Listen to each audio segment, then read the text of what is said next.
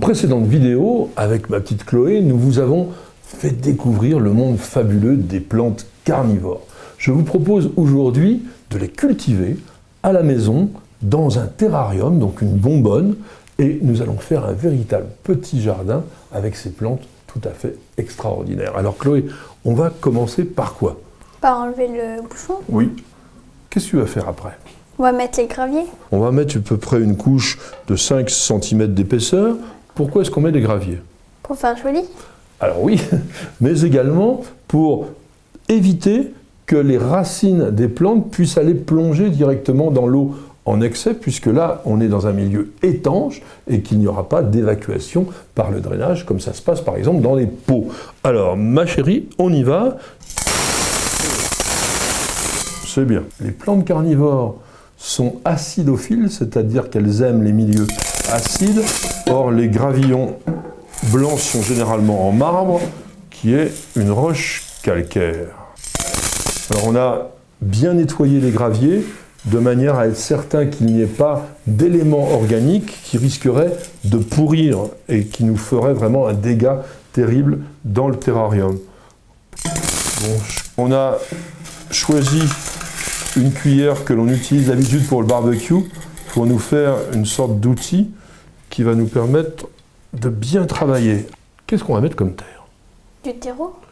Eh bien non, on ne va pas mettre du terreau parce que nos plantes carnivores sont des plantes de marécage qui vivent dans des milieux tourbeux. Donc nous allons mettre de la tourbe. Est-ce que tu sais ce que c'est que de la tourbe? Non, je ne sais pas ce que c'est de la tourbe. La tourbe, c'est un élément fossile qui est totalement naturel, qui provient de la décomposition en milieu anaérobie, c'est-à-dire donc sans oxygène, dans l'eau, de la sphaigne qui est une mousse que l'on trouve dans les marécages. Maintenant, nous allons passer au remplissage de la tourbe. Allez, vas-y, n'aie pas peur. Voilà, ça fait un peu bouillasse, mais c'est normal, puisque c'est dans ce type de milieu que poussent nos plantes carnivores. C'est parfait, ma chérie. Voilà, donc... Chloé, maintenant nous avons fait notre substrat, c'est-à-dire donc le support de culture qui va maintenir les plantes et qui va aussi les alimenter. Alors, tu as un ensemble de plantes carnivores. Commence par un pingicula.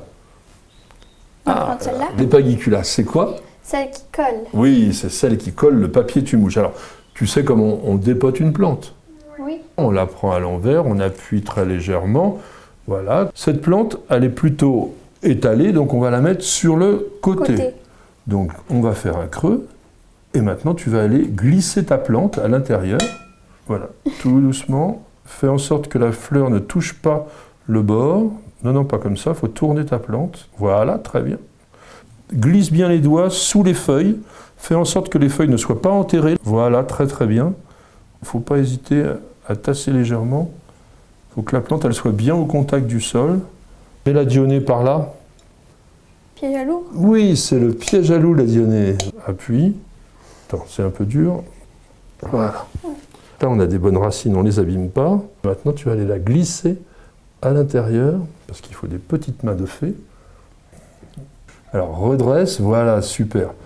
Il faut la tasser pour qu'elle puisse avoir ses racines qui sont bien au contact de la terre et pas au contact de l'air. Vas-y, tu peux maintenant, avec les mains, tout doucement, passe bien ici, là, au bord.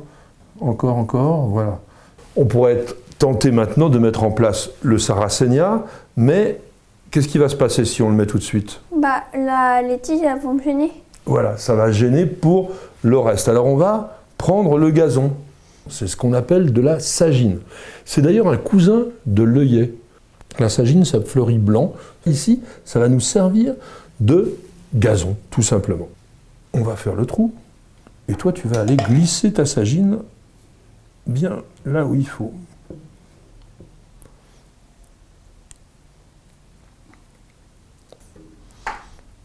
Puis après, on va en faire un vrai petit gazon. Regarde comme c'est mignon.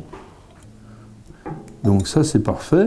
Et Chloé, on termine maintenant avec le Sarracenia. Il y a juste sa place ici.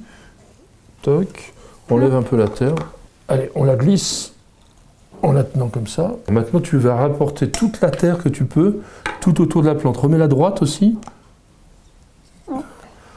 Voilà. Bah écoute, il est pas mal notre petit jardin. Donc là, la plante est un petit peu grande. Tu vas aller couper cette tige-là, puisque c'est la plus grande. Allez, hop, je la tiens. Voilà, parfait, tu vois. Donc du coup, on a notre petit jardin qui s'est totalement équilibré. Oui. Ça te plaît, ça? Oui. Tu vas terminer en retirant le plus possible avec la pince à épiler de terre, de façon à ce que les plantes ne se risquent pas de pourrir. C'est super, ça. Ici, là, dessous. Voilà, c'est super bien. Mais papy, comment les plantes elles font pour se nourrir s'il n'y a pas d'insectes? Alors bien sûr, potentiellement, il n'y a pas d'insectes. Alors il faut déjà savoir que les plantes carnivores n'utilisent les insectes que comme un complément alimentaire. Il y a quand même de la nourriture pour elles dans la tourbe. Mais peut-être justement que dans notre substrat, il y a actuellement des petits œufs qu'on n'a pas vus. Et lorsqu'on va avoir terminé et fermé tout ça, ça va créer un écosystème. Peut-être qu'il y aura des petits insectes qui vont naître, il y a peut-être des petits moucherons, et puis, s'il n'y en a pas, eh bien, au printemps et en été, on ouvrira le bocal de manière à ce qu'il y ait de l'air qui rentre et éventuellement des insectes. D'accord. On va terminer maintenant en faisant quoi? En bouchant le pot? En bouchant le pot. Mais comme on a fait une plantation, peut-être tu pourrais te tenter de faire quelque chose. De mettre de l'eau. Et pourquoi tu ne le fais pas? Parce que la terre est déjà humidifiée.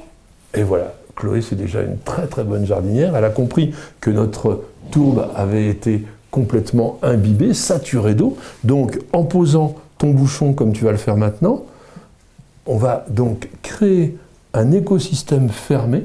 Et petit à petit, il va y avoir de la condensation qui va se former, de la buée sur le vitrage, et donc créer cette atmosphère confinée dont ont besoin nos plantes. Quand on verra qu'il y a de moins en moins de condensation, voire plus du tout, on pourra ajouter un petit peu d'eau. Où est-ce que l'on va placer notre bonbonne?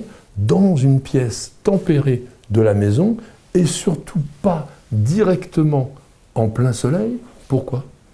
Parce que sinon, elle va avoir trop chaud. Du fait de l'effet de serre. Eh bien écoute, bravo, c'était super.